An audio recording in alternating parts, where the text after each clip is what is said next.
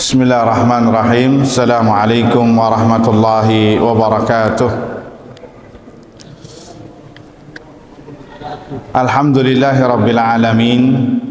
Wabihi nasta'inu ala umurid dunya waddin. Wa nabiyina Muhammadin sallallahu alaihi wasallam wa ala alihi wa sahbihi wa sallama tasliman katsira ila yaumiddin, amma ba'd. Allahumma la sahla illa ma ja'altahu sahla wa anta taj'alul huzna idza syi'ta sahla. Rabbi shrah li sadri wa yassir li amri wahlul 'uqdatam min lisani yafqahu qawli. Allahumma inna nas'aluka 'ilman nafi'a wa rizqan thayyiba wa 'amalan mutaqabbala. Allahumma 'allimna ma yanfa'una wanfa'na bima 'allamtana wazidna ilman ya rabbal alamin. Allahumma ahdina wa ahlana wa qaumana ila siratikal mustaqim. Allahumma aslih lana sya'nana kullah wa la takilna ila anfusina tarfata a'yun wa la hawla wa la quwata illa billah, amma ba'd. Ikhwani kaum muslimin, ikhwani wa akhwati hadirin wal hadirat yang semoga dirahmati Allah subhanahu wa ta'ala.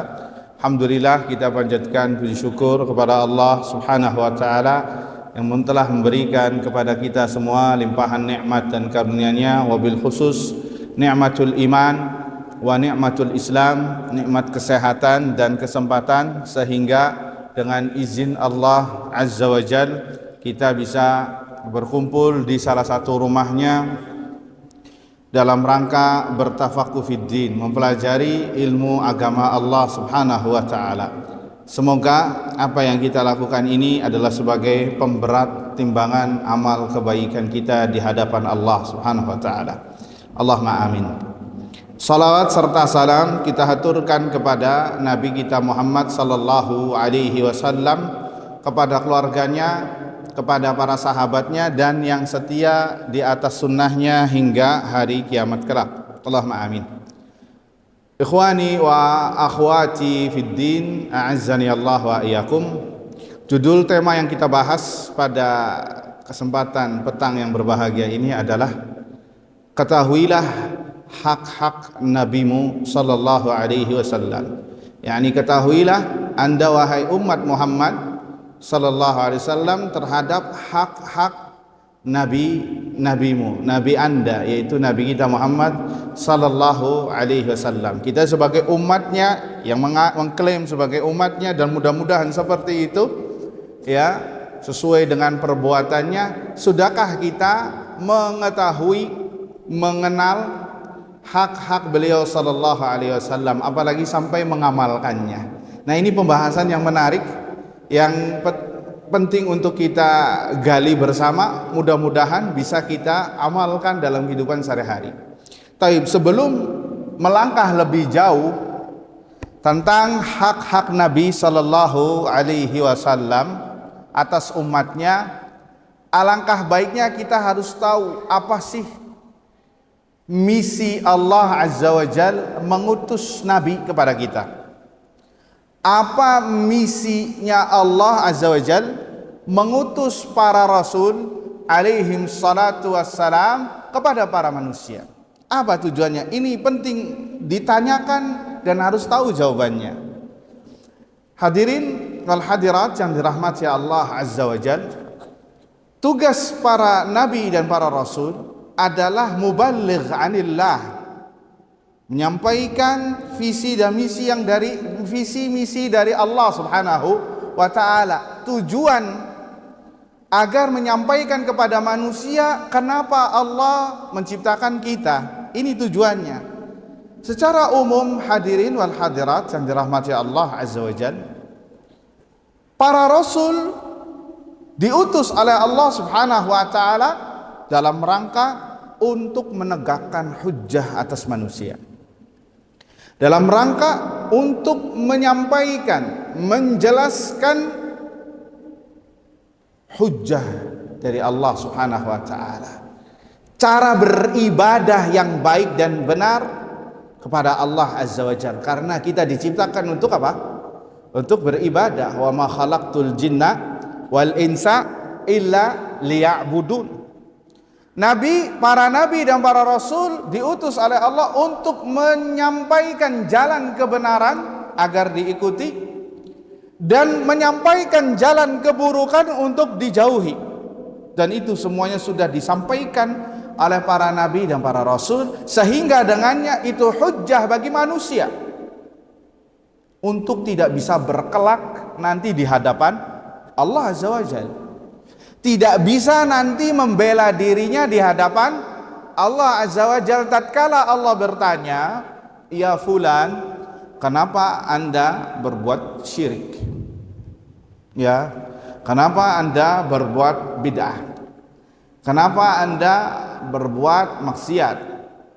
Kenapa Anda makan riba, transaksi riba, makan harta anak yatim? Mengapa Anda?" Semua yang akan ditanya sama Allah. Dan tidak ada satu orang pun yang mengatakan, "Ya Rabbi, saya jahil. Ya Rabbi, saya nggak tahu hukumnya. Ya Rabbi, saya nggak paham ini." Maka kalimat yang seperti itu di blacklist sama Allah saja. Kenapa? Karena Allah sudah menurunkan para nabi dan para rasul sebagai penegak hujjah. Dan nabi yang sampai kepada kita siapa? Nabi Muhammad sallallahu alaihi wasallam. Ajarannya sampai, Al-Qur'annya sampai, hadis-hadisnya sampai, ya, semuanya sampai. Ustaz, ya Allah, ya Rabbi, saya nggak paham bahasa Arab. Sudah diterjemahkan Al-Qur'an. Hadis-hadis Nabi sudah diterjemahkan. Kajian-kajian banyak diadakan, tapi ente-nya nggak datang. Malah pengennya ngopi, ngegahwa, teh, pengen me time sama keluarga, sibuk dengan dunia. Kapan kajian? Tidak pernah. Kapan ente mau tahu ilmunya? Kapan ente mau tahu hukumnya? Sedangkan ente bakal ditanya nih, sekarang nih ditanya. Maka kalimat saya jahil itu di blacklist sama Allah Subhanahu wa taala, tidak diterima. Mana dalilnya? Surat An-Nisa ayat 165. Ya, ketika Allah memperinci bahwasanya Allah telah mengutus para nabi dan para rasul, maka Allah tegaskan di ayat ini 165 tugas, ya, misinya para rasul alaihissalam, rusulan mubasyirina wa mundzirina lialla yakuna linnasi 'alallahi hujjatun ba'dar rusul wa kana Allahu azizan hakima. Kata Allah Azza wa Jal, para rasul sebagai pemberi kabar gembira bagi mereka yang menerima dakwah para nabi dan para rasul berupa keselamatan dunia akhirat, wa munzirin, sekaligus pemberi kabar peringatan kepada mereka yang enggan dan tidak mau menerima dakwah nabi dan rasul alaihissalam dengan kesengsaraan dunia akhirat. Lihat kemudian, ini korelasi yang kita bahas. Li'alla yakuna linnasi 'alallahi hujjatun ba'dar rusul, agar manusia tidak bisa berhujjah di hadapan Allah setelah Allah mengutus para nabi. Ya, akan ditanya amalan kita semuanya. Ente kenapa berbuat syirik? Kenapa ente berbuat bid'ah? Kenapa berbuat? Semuanya akan ditanya. Maka tidak ada yang mengatakan, "Ya Rabbi, saya nggak tahu." Kenapa? Kalimat nggak tahu sudah di blacklist karena Allah sudah ngutus, sudah menurunkan hujjah, sudah menurunkan Al-Quran, sudah, bahkan pengajian-pengajian di depan rumahmu pun juga sudah banyak. Mungkin kalau antum tinggal di Papua, tinggal di pedalaman Rusia, ya, di pedalaman Kalimantan yang nggak pernah dengar Islam, mungkin bisa jadi masih dikasih uzur sama Allah. Kenapa? Mungkin nggak apa-apa. Tapi kalau antum hidup di tengah-tengah kaum muslimin, pengajian banyak, Al-Quran disebutkan, hadis Nabi dijelaskan, kemudian anda masih bilang saya jahil, coret. Gak bisa. Ya, wa kana Allah azizan hakima, dan Allah maha aziz perkasa dan maha bijaksana. Ya, Allah maha perkasa, mampu menghukum orang, dan Allah juga maha bijaksana, tahu mana yang benar, mana yang salah, mana yang jujur dan mana yang tidak. Allah tahu segala keadaan manusia. Jadi ini ayat ini sebagai cambuk bagi kita adalah untuk apa? Untuk belajar. agama. Ayo kita belajar agama sebagaimana kita belajar dunia, bahkan lebih antusias terhadap dunia. Kenapa? Kita semuanya akan ditanya sama Allah dan tidak ada kalimat saya jahil. Dan tidak ada kalimat saya jahil. Dan ayat yang senada pun banyak. Surat Al-Maidah ya, ayat 19 tentang Bani Israel. Bahwasanya Bani Israel di ayat ini mengatakan tidak ada yang datang kepada kami seorang rasul. Maka dibalas sama Allah, faqad ja'akum basyirun wa nadhir, dan sungguh telah datang kepada kalian basyir, seorang pemberi kabar gembira, dan seorang pemberi kabar peringatan, ya, wallahu ala kulli syai'in qadir. Artinya Allah menegaskan dan membantah mereka yang mengatakan saya nggak paham, saya nggak tahu, karena tidak ada rasul kepada kami. Dijelaskan sama Allah azza wa jalla. Taib. Ikhwani fiddin, azani Allah wa iyyakum, itu sekilas tentang kenapa Allah mengutus para nabi dan para rasul. Tugasnya adalah untuk menegakkan hujjah supaya ditaati mereka sehingga kita bisa selamat. Dan nabi yang diutus kepada kita adalah Nabi Muhammad sallallahu alaihi wasallam. Nabi yang paling afdal, nabi yang paling terakhir. Tidak ada nabi setelah Nabi Muhammad sallallahu alaihi wasallam. Sehingga kita sebagai umatnya perlu tahu bahwasannya Nabi sallallahu alaihi wasallam memiliki hak atas kita untuk kita tunaikan. Sebagaimana Allah azza wa jalla memiliki hak atas kita agar kita menyembahnya dan tidak berbuat syirik, maka Nabi pun demikian. Ada beberapa hak yang kita bahas, 4 hak. Dan itu implementasi dari persaksian kita asyhadu anna Muhammadan Rasulullah sallallahu alaihi wasallam. Persaksian kita bahwasannya Muhammad adalah Rasulullah. Ada 4 hak Nabi SAW yang wajib bagi kita sebagai umatnya untuk menunaikannya. Hak yang pertama, ayuhal ikhwah hadirin wal hadirat yang dirahmati Allah azza wa jal, adalah ta'atuhu fima amar, melaksanakan perintahnya, melaksanakan perintah Nabi sallallahu alaihi wasallam, ya, melaksanakan perintahnya. Dan itu hak yang paling mendasar yang harus ditunaikan oleh seorang muslim sebagai bentuk implementasi aplikasi keimanan kita bahwasannya beliau Rasulullah, maka perintahnya harus ditaati. Ya, apa dalilnya? Banyak. Dalam Al-Qur'an ini banyak sekali perintah agar kita mentaati Rasul alaihi salatu wassalam. Disebutkan ya di dalam surat Al-Hasyr. Ya, di dalam surat Al-Hasyr ayat 7.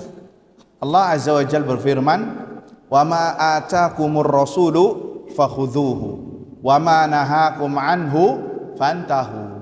Dan apa yang datang dari Rasul maka ambillah, yakni taatilah, amalkanlah, dan apa yang Rasul larang maka jauhilah. Ini perintah yang mendasar bahwa apa yang datang dari Nabi alaihi salatu wassalam maka harus diamalkan. Tentunya ada derajat-derajatnya. Kalau kita spesifik, ada yang sifatnya wajib, ada yang sifatnya anjuran sunnah, ada yang sifatnya hal-hal yang diperbolehkan. Tapi Al-Quran di sini berbicara secara umum. Perintah Rasul alaihi salatu wassalam wajib kita tunaikan, karena apa yang diperintahkan oleh Nabi adalah wahyu. Dalilnya surat An-Najm ayat 3 dan 4. Wa ma yantiqu anil hawa in huwa illa wahyun yuha. Taib. Kemudian di dalam dan hadis ayat ini juga adalah perintah agar kita kembali kepada sunnah Nabi sallallahu alaihi wasallam. Karena ada sebagian orang tidak mau berhujjah dengan hadis. Mereka hanya cukup Al-Quran saja. Enggak, saya cukup Al-Quran saja. Kalau hadis bisa periwayatannya dhaif. Ya sudah, kalau anggap omongan antum benar, anggap saja ini batil. Antum gimana sholatnya? Iya, sholatnya gimana? Di Al-Quran nggak disebutkan secara perinci masalah sholat. Iya apa tidak? Ya, hanya jelaskan aqimus shalah, tunaikanlah sholat. Taib, sholat dari takbiratul ihram sampai salam, bacaan-bacaannya gimana? Mereka nggak bisa sholat. Ini ada namanya istilah Al-Quraniyun. Mereka mengatakan saya hanya berpegang kepada Al-Quran saja. Ya kalau bahasa ulamanya bukan Quraniyun, terlalu mulia mereka. Ingkaru sunnah, dan banyak orang yang seperti ini. Jadi dosen-dosen atau mahasiswa-mahasiswa berjubahkan sebagai kiai, tapi ketika disebutkan hadis menolak. Kenapa? Hanya dalam Al-Quran saja. Maka yang seperti ini adalah orang yang rusak, karena Al-Quran sendiri membantah mereka. Wa ma atakumur rasulu fakhudhu. Apa yang datang dari Rasul? Yang datang dari Rasul apa? Al-Quran dan sunnah Nabi sallallahu alaihi wasallam. Taib. Adapun dari hadis Nabi sallallahu alaihi wasallam, hadis diriwayatkan oleh Al-Imam Al-Bukhari, "Mana haitukum anhu fajtanibu wa ma amartukum bihi fa'tu minhu mastata'tum." Apa yang aku larang, kata Nabi, maka jauhilah. Dan apa yang aku perintahkan satu perkara, maka lakukanlah semampu kalian. Fa innama ahlakal ladzina min qablikum kathratu masailihim wa ikhtilafuhum ala anbiya'ihim. Karena sesungguhnya orang-orang yang binasa sebelum kalian karena banyak menyelisihi, ya, karena banyak bertanya dan menyelisihi para nabi mereka. Taib. Di sini ada satu perintah, yakni perintah Nabi untuk dilakukan semampu kalian.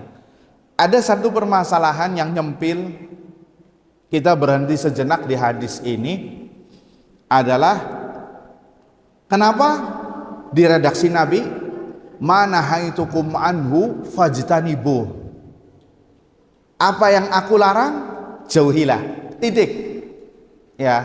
Tapi ketika redaksi perintah wa ma amartukum bihi fa'tu minhu mastata'tum, apa yang aku lakukan, apa yang aku perintahkan, lakukanlah semampu kalian. Kenapa kalimat semampu kalian hanya ada di redaksi perintah, tidak ada di redaksi larangan? Bisa dipahami nggak soalnya? Kenapa kalimat mastata'tum, semampu kalian, hanya ada di redaksi perintah, tetapi di redaksi larangan tidak ada? Ada yang bisa menjawab? Ya.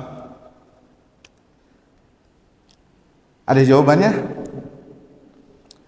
Jawabannya adalah, hadirin wal hadirat yang dirahmati Allah azza wajalla, kata para ulama, karena meninggalkan larangan itu semua orang bisa, mudah, ya, tanpa butuh tenaga dan pikiran. Adapun perintah itu dikaitkan dengan kemampuan. Dan semua perintah Nabi, syariat, itu semuanya pakai kemampuan, Pak. Hatta yang wajib. Antum lihat dari sholat, antum kalau nggak bisa berdiri dibolehkan untuk duduk, kalau nggak bisa duduk diperbolehkan dengan berbaring dan seterusnya. Zakat, ya, apakah semua kaum muslimin wajib zakat? Tidak. Zakat mal maksudnya, bukan zakat fitri, zakatul mal. Tidak, hanya mereka-mereka yang dilebihkan hartanya oleh Allah azza wajalla dan ada syaratnya, 1 haul dan nisab. Kemudian puasa, apakah semua kaum muslimin puasa Ramadan? Tidak. Ada beberapa orang yang diperbolehkan untuk tidak berpuasa walaupun nanti ujung-ujungnya suruh bayar untuk dibayarkan hutangnya atau dengan bayar fidyah. Wanita hamil, wanita haid, nifas, kemudian wanita yang menyusui, orang yang sakit, yang sudah tua, yang sepuh, yang nggak kuat, ini mereka dikasih dispensasi oleh Allah azza wajalla untuk tidak berpuasa. Iya apa tidak? Kemampuan. Haji, apakah semua orang wajib haji? Kaum muslimin wajib haji? Tidak. Hanya yang mampu saja secara fisik dan finansial. Kalau bayangkan kalau semua orang wajib haji, bagaimana? Mekah kira-kira bisa nampung nggak, Pak? Jumlahnya berapa kaum muslimin? Berapa? 6 miliar. Tuh lihat, bener 6 miliar. 1,5 miliar ya. Sekarang mungkin 2 miliar. Penduduk dunia mungkin 6 miliar. Tapi kaum musliminnya berapa? 2 miliar setiap tahun ke Mekah. Gimana itu Mekahnya? Bisa jebol. Ya. Nggak kuat, Mina, Muzdalifah, Arafahnya nggak nampung. Tuh lihat, semuanya dikaitkan dengan mastata'tum. Adapun larangan tidak ada. Sehingga dari sini bisa ambil kesimpulan, bohong kalau ada orang dinyatakan suruh berhenti dari larangan, saya belum bisa Ustadz, gak bisa. Contoh yang simpel saja, yang gampang nih ya, maaf ya kalau tersinggung, nggak apa-apa tersinggung biar sadar. Rokok, ya, kenapa ente masih ngerokok? Ya Ustadz, anak kalau nggak ngerokok lidahnya sepet, ya kecut, nggak bisa tidur, nggak bisa makan, serasa jalan ini mundur. Ya, ini kita ketahui orang ini berbicara dan dia berbohong. Kenapa berbohong? Dari redaksi Nabi SAW, Nabi tidak mengatakan mastata'tum, semampu kalian, dalam kalimat larangan. Karena apa? Semua orang bisa meninggalkan larangan, cuman karena dianya aja nggak 100% dari hatinya, maka sama Allah bisa jadi dipersulit. Buktinya apa? Kita ambil buktinya bahwa orang ini berbohong ketika puasa Ramadan.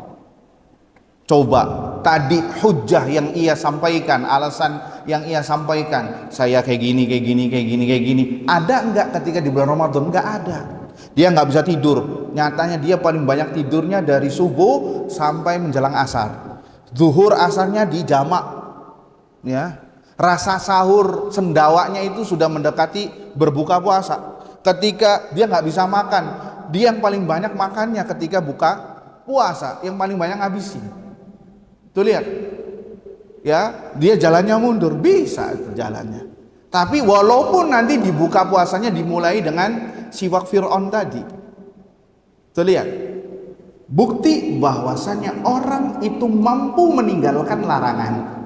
Dari mana? Dari bulan puasa tadi. Lihat, dia mampu untuk tidak merokok 1 bulan. Bisa, di siang harinya doang.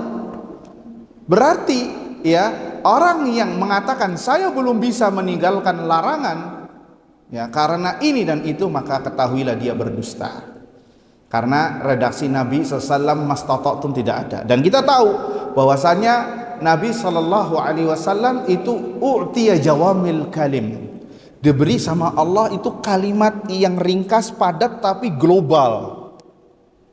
Ya, pasti global. Makanya hadirin wal hadirat yang dirahmati Allah Azza wa Jalla, Nabi sempat mengingkari orang yang meminta izin berzina. Hampir sama sahabat mau kena bogem nih orang. Ya Rasulullah, idzan li fi zina. Ya Rasulullah, izinkan saya untuk berzina. Boleh engkau larang aku, tapi zina nggak boleh. Dipanggil sama Nabi, duduk sini. Ente punya ibu? Ente punya ukht, saudari perempuan? Ente punya anak perempuan? Ente punya bibi? Taib. Pertanyaannya, apakah ente mau jika ibumu, kakak perempuanmu, ada saudari perempuanmu, bibimu, anak perempuanmu digitukan, mau tidak? Dia mengingkari dengan pengingkaran yang sangat luar biasa. La ya Rasulullah, nggak bakal ridho. Orang lain pun sama, nggak bakal ridho digitukan. Akhirnya sahabat ini mengerti dan didoakan Nabi SAW. Jadi kalimat larangan itu semua orang mampu melaksanakannya. Berbeda dengan perintah. Perintah itu dibangun di atas kemampuan. Ya, di atas kemampuan. Taib. Itu poin yang pertama adalah ta'atuhu fi ma'amar. Melaksanakan perintah Nabi SAW, ini hak yang dasar. Perintah yang kedua atau hak Nabi SAW yang kedua adalah tasdiquhu fi ma akhbar. Membenarkan kabar dari Nabi SAW. Karena Nabi itu as-sadiqul masduq, yang jujur dan terpercaya. Dan perkataannya pasti benar. Allah memuji beliau alaihi salatu wassalam di surat An-Najm ayat 3 dan 4. Wa ma yantiqu anil hawa in huwa illa wahyun yuha. Tidaklah Nabi berbicara dari hawa nafsunya, melainkan wahyu yang Allah wahyukan kepadanya. Sehingga hadirin wal hadirat yang dirahmati Allah Azza wa Jalla, kita harus mempunyai manhaj bahwa setiap yang datang dari Nabi sallallahu alaihi wasallam, yang valid dari Nabi SAW, baik itu perkataan, baik itu perbuatan, baik itu keputusan, ya, maka wajib untuk kita yakini terlebih dahulu, kemudian kita amalkan. Wajib, baik itu dalam bab akidah, baik itu dalam bab ibadah, baik itu dalam bab akhlak, baik itu dalam bab muamalah, selagi itu perintah dari Nabi sallallahu alaihi wasallam, sami'na wa ta'na. Ya, itu sifat dan sikap seorang muslim yang sejati, yang beriman kepada Rasul sallallahu alaihi wasallam. Ya, apalagi tentang berkaitan masalah ilmu gaib, hal-hal yang di luar nalar, maka wajib untuk kita imani, ya, kita imani, tidak boleh kita kritisi, kita tidak boleh kita ingkari, berarti Anda tidak muslim nantinya. Perkara masalah halal dan haram, masalah surga dan neraka, hati-hati, ya, wajib untuk kita imani. Selagi hadisnya itu sahih, maka sami'na wa ata'na, tidak boleh kita meragukannya. Kata Syekh Shalih Fauzan hafizahullahu ta'ala, kullu man yushakkiku fi hadithin Nabi SAW falaysa bimuslim. Setiap orang yang mengkritisi hadis Nabi sallallahu alaihi wasallam, tidak setuju, tidak sesuai, dia tidak percaya atau meragukannya, kata Syekh Shalih Fauzan, falaysa bimuslim wala bimu'min, maka dia bukan mukmin apalagi muslim terhadap Nabi sallallahu alaihi wasallam. Dan orang seperti ini banyak sekali zaman kita. Sampai-sampai ada yang mengatakan, kita lebih sering mengatakan tentang surga dan neraka. Tuh lihat orang Cina sudah bangun Singapura, bangun Hong Kong, bangun apa, tuh lihat udah sampai ke bulan. Orang yang seperti ini menyatakan kalimat kufur, wal iyadzubillah. Hati-hati, ya. Sebagian kaum muslimin juga ada yang seperti itu, yusyakik, mengkritisi hadis Nabi SAW karena tidak sesuai dengan logikanya, pikirannya, tidak sesuai hawa nafsunya, akhirnya dikritisi. Padahal hadisnya di Sahih Bukhari, padahal hadisnya di Sahih Muslim, hadisnya sudah sahih, tapi dikritisi. Sebagai contoh kasus, ada lalat yang mensok di air. Ini hadis yang banyak dikritisi oleh orang nih. Hadisnya sahih. Ketika lalat masuk ke gelasnya, ya, mengatakan ini nggak benar ini, karena lalat binatang jorok, binatang kotor. Saya jijik, coba diperiksa lagi hadisnya, kayaknya nggak benar. Tuh lihat, sampai ada yang mengatakan kayak gitu. Tapi giliran praktisi kesehatan yang mengatakan bahwa di penelitian lalat itu salah satu sayapnya mengandung penyakit, satunya mengandung obat. Celupkan kemudian buang, maka minum. Dia mingkem 1000 bahasa, nggak berani mengkritisi. Padahal ini analisis manusia, bisa benar, bisa salah. Tapi kok kenapa dia lancang berani mengkritisi hadis-hadis Nabi yang mana itu wahyu, apalagi yang sudah jelas keharamannya, sudah baku hukumnya, masalah riba, masalah syirik, masalah bid'ah, masalah khurafat dan lain sebagainya dikritisi. Hati-hati, orang yang seperti ini dikhawatirkan dicabut keimanannya, waliyadzubillah. Kita juga jangan seperti itu, ya. Sebagian orang menerima sunnah Nabi tapi karena ada maslahat dunia. Sebagai contoh kasus, Nabi SAW mengatakan, la yashrabanna ahadukum qa'ima, jangan kalian minum berdiri. Sama dia nggak direspon, nggak apa-apa deh, nanti kalau bikin walimah standing party juga nggak apa-apa, yang kursinya semuanya digeser itu agar supaya para hadirnya berdiri kayak orang barat. Tapi giliran para praktisi kesehatan yang mengatakan, kalau orang terbiasa minum berdiri, maka katup ginjalnya kurang maksimal memfilter air yang masuk, sehingga kalau terus-terusan bisa rusak ginjalnya, bisa gagal ginjal dan lain sebagainya. Dia mendengar omongan dokter ini, diem 1000 bahasa, dan langsung gak pernah minum berdiri lagi, minumnya duduk terus. Padahal Nabi sudah ngomong 14 abad yang lalu, gak direspon sama dia. Sehingga dia mengamalkan ini bukan karena Nabi, tapi karena maslahat dunia, karena omongan dokter. Bisa jadi nggak dapat pahala. Hati-hati, Ya, jadi seorang muslim ya mengamalkan sunnah Nabi SAW itu nggak tebang pilih. Ya, ada maslahatnya diamalkan, nggak ada maslahatnya atau nggak ada hikmahnya tidak diamalkan. Ini salah. Harus kita amalkan semuanya semampu kita. Tapi ikhwani fiddin azani Allah wa iyyakum. Kemudian yang ketiga. Jadi hati-hati ya, kita nggak boleh mengkritisi hadis Nabi SAW. Hatta antum hafal Sahih Bukhari, Sahih Muslim, Sahih Sunan Tirmidzi, Sunan Abu Daud, Ibnu Majah, Kutubus Sittah, semuanya apa? Tapi antum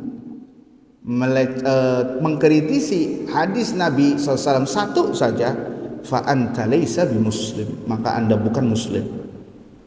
Karena barometernya adalah seberapa jauh keimanan anda kepada kabar-kabar Rasul Shallallahu Alaihi Wasallam. Maka hati-hati ini, orang liberal bisa masuk bab ini karena mereka mengkritisi yang baku, ya sampai mengatakan jilbab nggak wajib, ya karena anaknya nggak berjilbab, ya ngomong di TV, tapi adem ayem saja. Coba kalau yang ngomongnya Ustadz Salaf, oh ribut itu. Ya, mengatakan Nabi nggak masuk surga belum tentu ada jaminannya. Ya, ini kalimat kufur nih, hati-hati. Sudah menghina Nabi Sallallahu Alaihi Wasallam. Taib. Kemudian yang ketiga, hak Nabi Sallallahu Alaihi Wasallam yang ketiga adalah ijtinabu ma naha anhu wa zajar. Menjauhi larangan Nabi Sallallahu Alaihi Wasallam. Surat An-Nur, sebentar. Menjauhi larangan Nabi Sallallahu Alaihi Wasallam 350.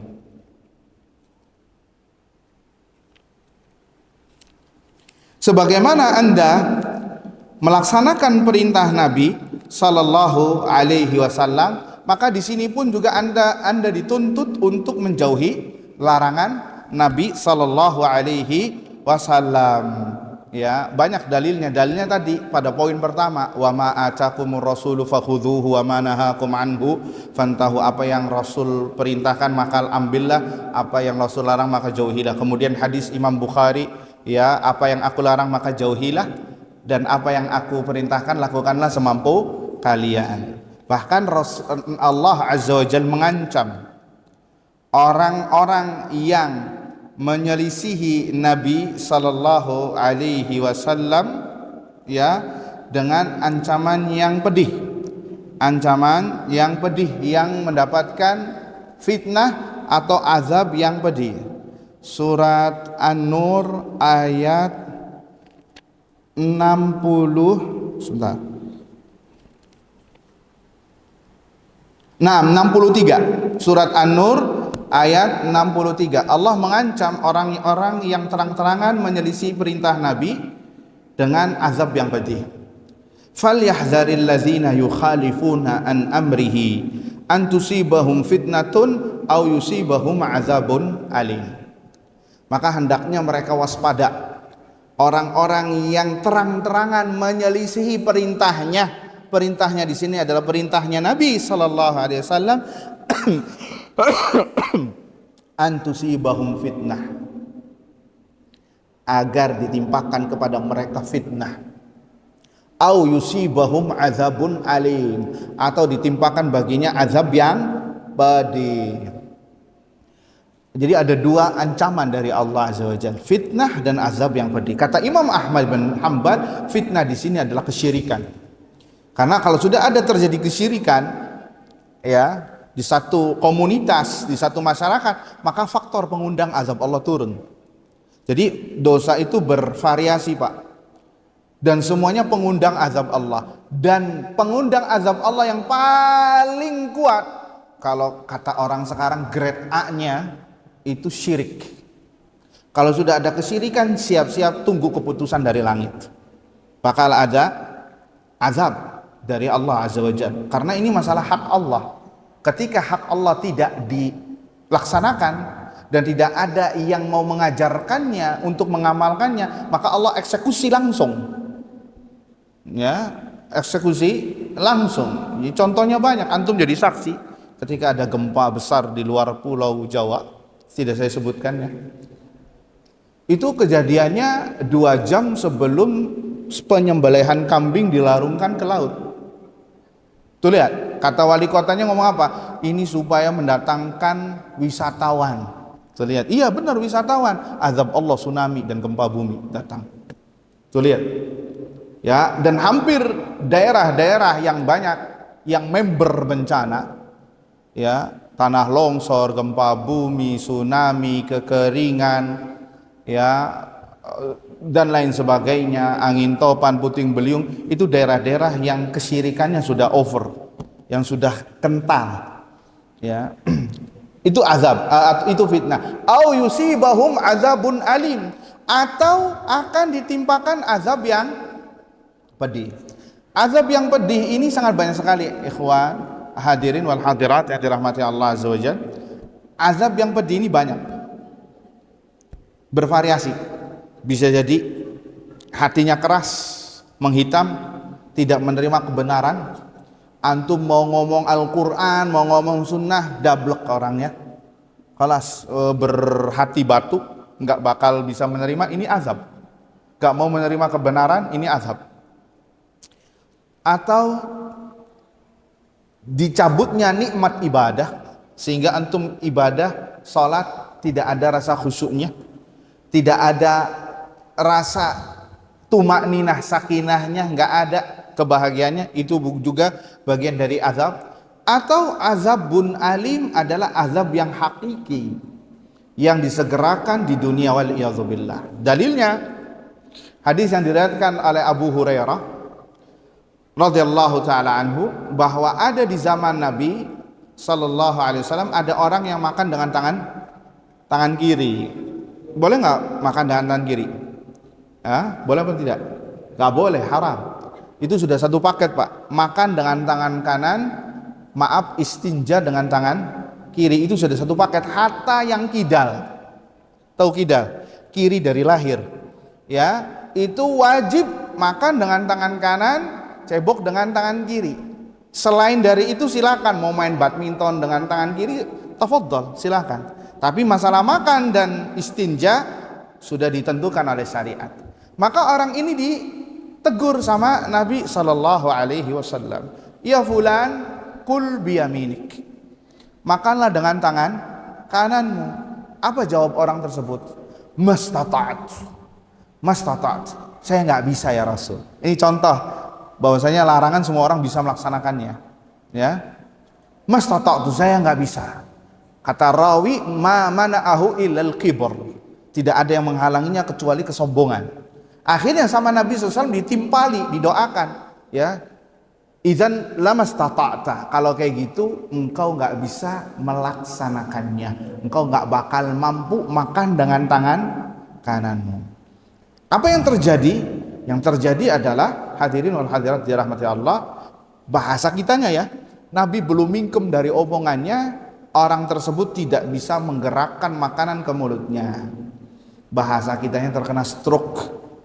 Ya, tuh lihat, mendapatkan hukuman yang disegerakan di dunia, waliyadzubillah, disebabkan karena dia menyelisihi perintah Nabi sallallahu alaihi wasallam. Hati-hati. Ya, pernah juga ada dikisahkan di zaman salaf, ada orang yang mengkritisi hadis Nabi SAW. Jadi ada hadis, kalau kita bangun tidur di malam hari, kemudian hendak berwudu, karena zaman dahulu belum ada ledeng ya, masih pakai bejana, maka jangan celupkan dulu air tangannya, cuci dulu tangannya 3 kali. Fa innahu la yadri aina batat yaduhu, karena dia nggak tahu tangannya ini menclok di mana ketika tidur.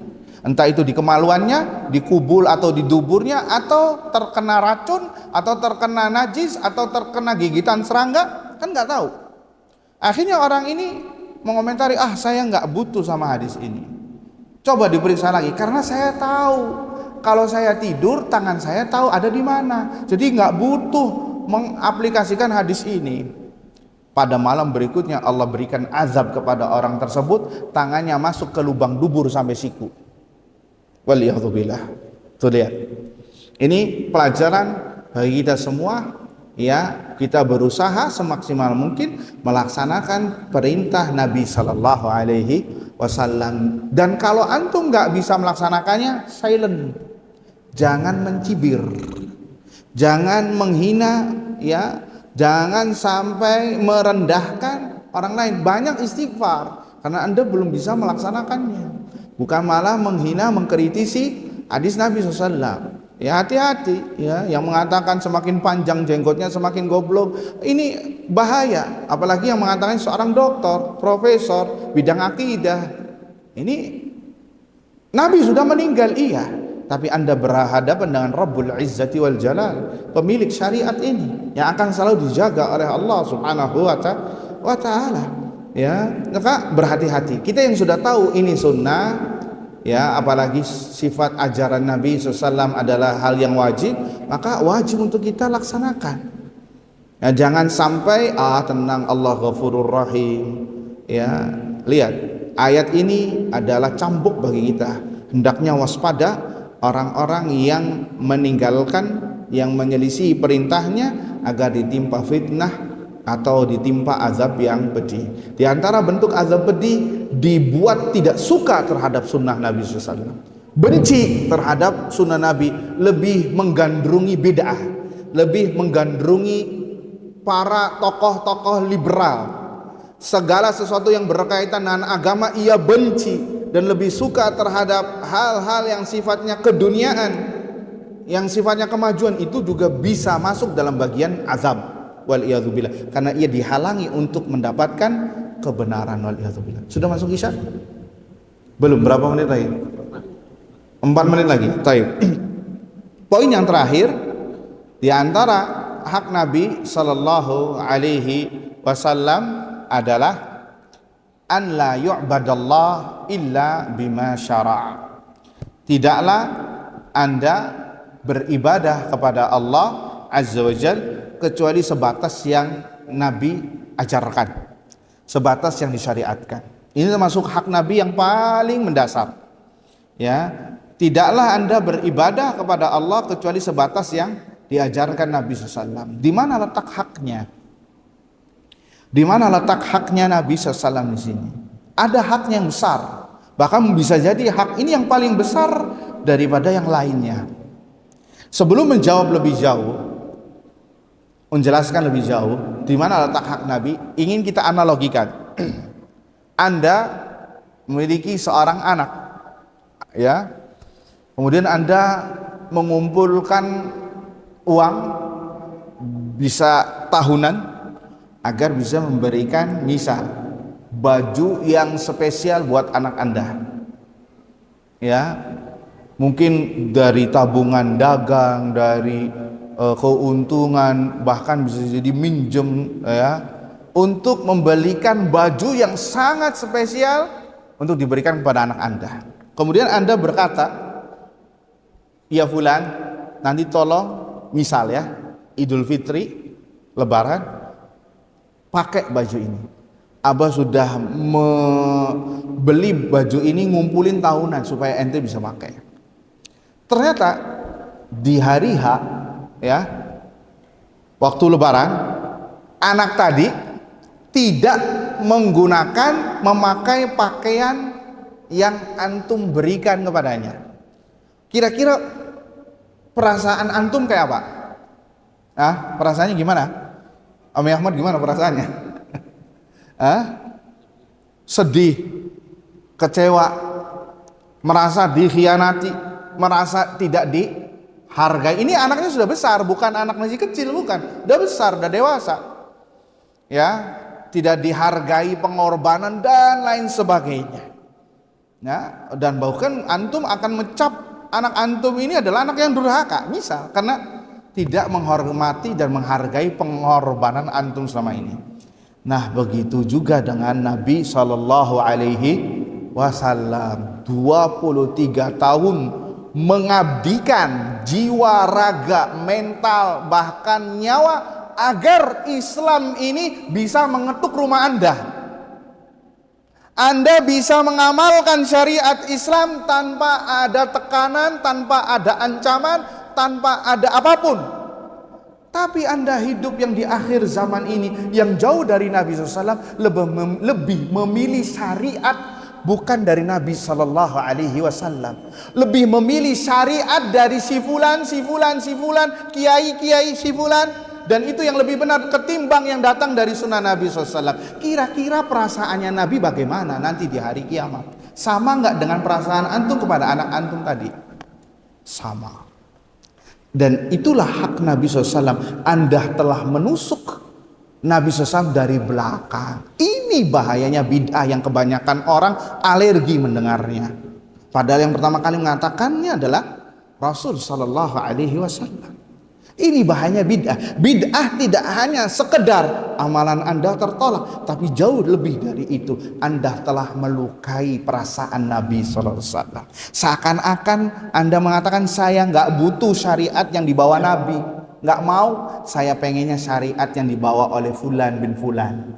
Saya pengen syariatnya ini nggak enak, sudah kuno, sudah bukan zamannya. Sekarang Islam modern. Seperti itu, Anda sudah menyampingkan Rasulullah Sallallahu Alaihi Wasallam. Oleh karenanya maka Rasul jangan heran, ya, kita jangan heran.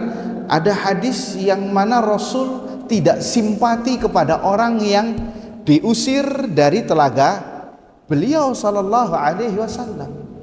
Ya, hadis tentang masalah telaga. Ada umatnya Nabi yang diusir oleh malaikat. Maka Nabi mengatakan kepada Rabbi, ya Rabbi, ummati, ummati. Ya Rabbku, ini umatku, umatku. Pertanyaannya, antum tahu kenapa Nabi tahu umatnya? Dari mana? Nabi nggak kenal sama antum semua. Tapi dari mana Nabi tahu ini umatku? Ada yang tahu? Dari bekas wudhu, ya, dari kening dan ini bahasa Indonesia, siku, ya, itu menyala, itu mengeluarkan cahaya. Maka disitulah Nabi mengenalinya, ini adalah umatku, karena syariat wudhu hanya ada di syariat Nabi Shallallahu Alaihi Wasallam. Akhirnya kata malaikat dikatakan, ya Muhammad, innaka la tadri ma ahdathu ba'dak. Wahai Muhammad, sesungguhnya engkau ini nggak tahu apa yang dilakukan kaummu setelahmu, yakni dengan melakukan perbuatan-perbuatan yang baru, mengganti agamamu dengan agama yang baru, yakni perbuatan bid'ah. Nabi yang tadinya simpati kepada mereka menjadi alergi, bahasa kitanya, idzan suhqan liman ghayyara ba'di. Maka menjauhlah mereka, enyahlah mereka, orang-orang yang telah merubah agamaku. Tuh lihat. Jadi kenapa? Karena Nabi merasa dikhianati, merasa tidak dihargai pengorbanannya selama ini, ya, karena sudah merubah agama Nabi SAW. Dan juga kita break sebentar, dengarkan kumandang azan, kemudian lanjutkan 2 menit saja. Tafadhol.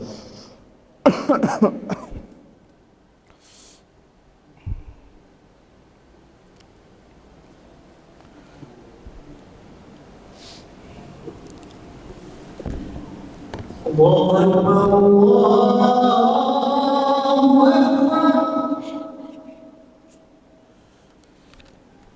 Allahu Akbar.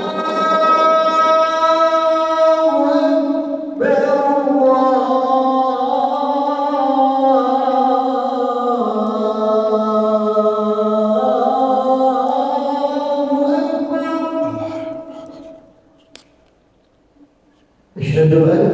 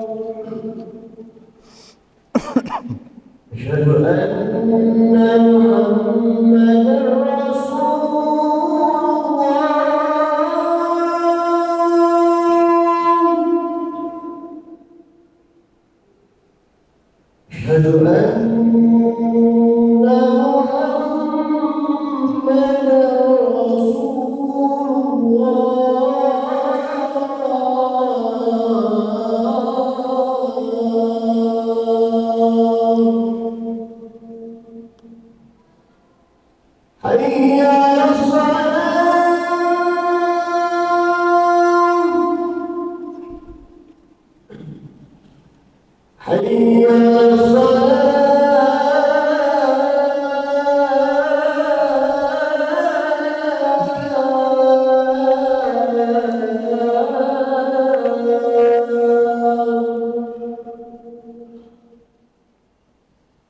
حي على الفلاح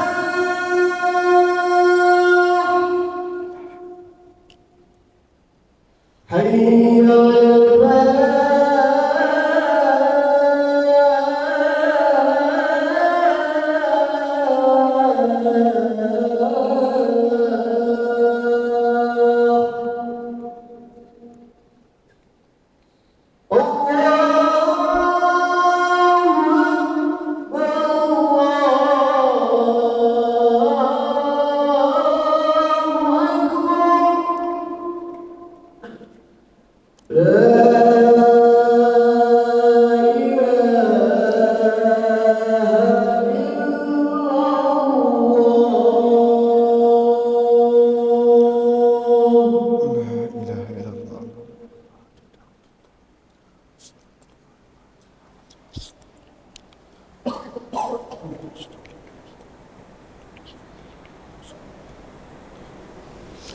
Baik, kita lanjutkan beberapa poin, kita ringkas ya tadi, bahwa poin yang terakhir ini sangat penting sekali ya, dan ini inti dari kita beragama ya, bahwa kita tidak boleh beribadah kepada Allah kecuali sebatas yang diajarkan, yakni yang diajarkan Nabi SAW ya, karena ini hak yang dasar. Apa sih tujuan Nabi berdakwah?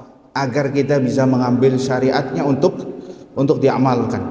Tatkala Anda tidak mengamalkan syariat Nabi, bahkan lebih memilih ajaran yang tidak dibawa oleh Nabi SAW, yang dibawa oleh orang lain, maka di situ Anda telah menikam Rasulullah Sallallahu Alaihi Wasallam. Selain membuat Rasul itu benci terhadap Anda, yang kedua adalah Anda telah menuduh Rasulullah Sallallahu Alaihi Wasallam sebagai pengkhianat. Dari mana korelasinya? Karena agama Islam ini sudah sempurna, tidak membutuhkan penambahan dan tidak membutuhkan pengurangan. Allah sudah memuji Rasul di berbagai ayat ya, bahwasanya Rasul telah menjalankan amanat agama Islam ini, telah menyampaikan seluruh risalahnya dalam surah Al-Maidah ayat 3, yang mana kata Yahudi kepada Umar bin Khattab, wahai Umar Amirul Mukminin, sekiranya ayat ini turun kepada kami, kami akan jadikan itu sebagai hari raya. Karena apa? Karena ayat ini berbicara tentang kesempurnaan agama ya. Maka kata Umar, lihat jawabannya luar biasa, iya kami tahu dan di mana tempatnya turun dan waktunya kapan turun, tapi kami tidak melakukannya. Kenapa? Karena ini tidak diajarkan oleh Nabi SAW untuk merayakannya. Tuh lihat Umar, lihat manhajnya bagaimana teguh, luar biasa. Surat Al-Maidah ayat 3, Al-yawma akmaltu lakum dinakum wa atmamtu alaikum ni'mati wa raditu lakumul islama dina. Pada hari ini telah kusempurnakan untuk kalian agama kalian, sempurna, tuh lihat. Dan telah kusempurnakan pula nikmat-nikmatku untuk kalian. Wa raditu lakumul islama dina, dan telah aku ridhoi Islam sebagai agama. Makanya kata para sahabat, pada hari di mana ayat ini turun dan itu bagian dari syariat, maka sampai sekarang pun itu bagian dari syariat.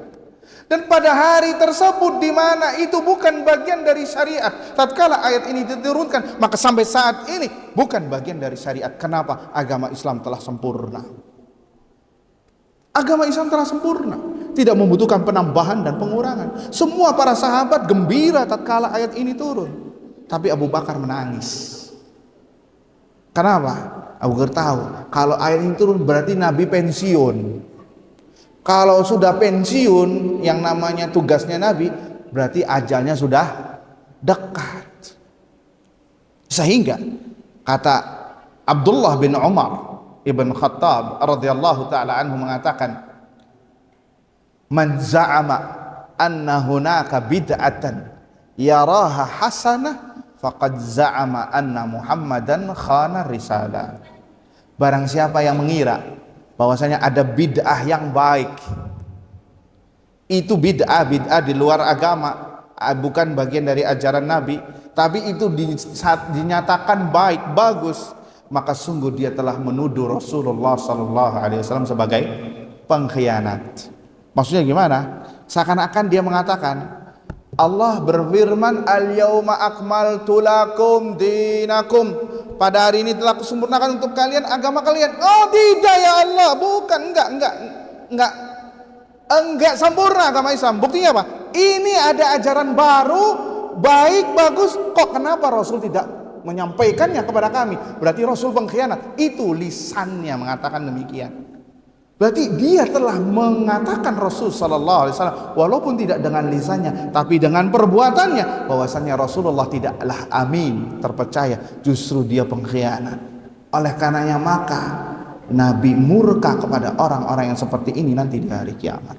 Dan inilah bentuk penikaman terhadap hak-haknya Nabi sallallahu alaihi wasallam. Jadi bahaya bid'ah tidak hanya sekedar amalan Anda tertolak, iya itu sangat bahaya sekali, tapi lebih jauh dari itu, Anda telah melukai perasaan Rasulullah sallallahu alaihi wasallam. Jadi hati-hati ya, kita mengatakan ini adalah karena sayang semuanya ya. Bid'ah bukan karena kita ekstrim ini dikit-dikit bid'ah, karena kita berusaha agar mengajak orang kepada ajaran Islam yang murni, yang sesuai diajarkan oleh Allah dan Rasulnya kepada para sahabat Nabi sallallahu alaihi wasallam. Oleh karenanya maka jika Anda hidup di kalangan dan berusaha amalan Anda sesuai dengan sunnah dan jauh dari bid'ah, maka itu nikmat yang sangat-sangat besar sekali. Dan mudah-mudahan Anda diberi air minum oleh Rasulullah sallallahu alaihi wasallam nanti di telaganya.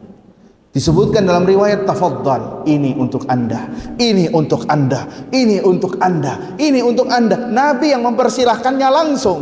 Kemudian ada kelompok orang yang dihalangi. Ini sungguh adalah sebuah musibah yang sangat besar.